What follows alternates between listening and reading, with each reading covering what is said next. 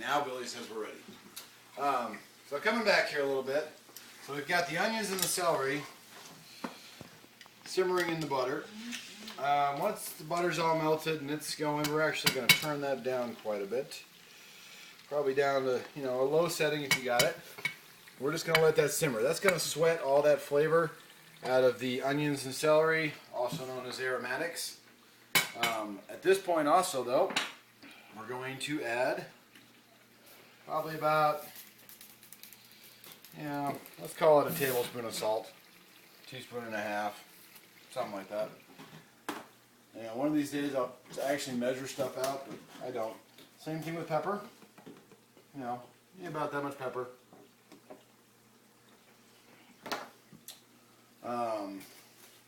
For this particular example, I'm using a garlic powder. My own, I'm going to use raw or whole garlic.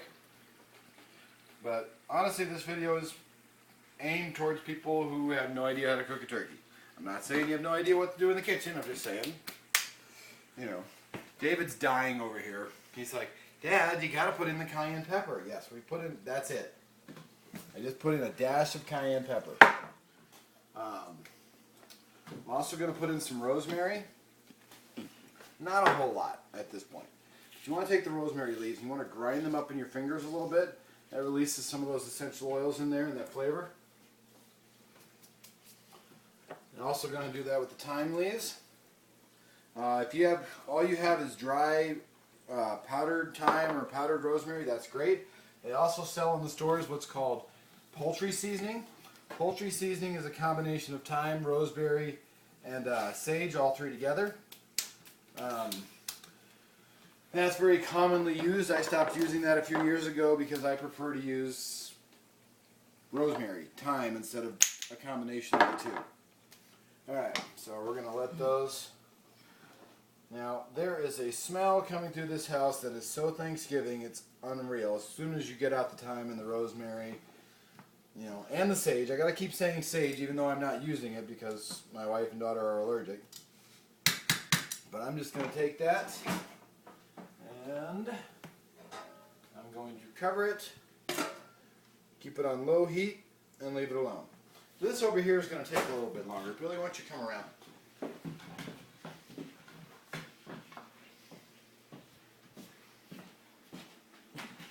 So in here again we have the neck, we have the gizzards, we have the heart.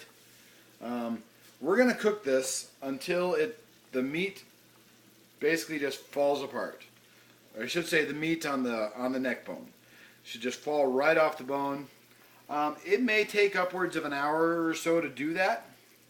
But so that we don't lose all of our water, we're actually going to cover that as well. Because if you just let that boil without a lid, you're going to lose all your water. I'm going to turn it down to about medium-low. It'll continue to boil at that, but not as fast. And we're just going to let that cook with salt. Hold on, see? Sometimes I forget things, even me. Again, about a tablespoon or so of salt. Also, using kosher salt. I like kosher salt. Doesn't give it that iodized metal flavor. You could add some of these seasonings to the neck broth, but really, salt and pepper is fine. It's going to get all those other seasonings.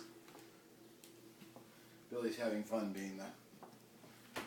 So, again, we're going to leave that for about an hour or so, and we'll come back to it.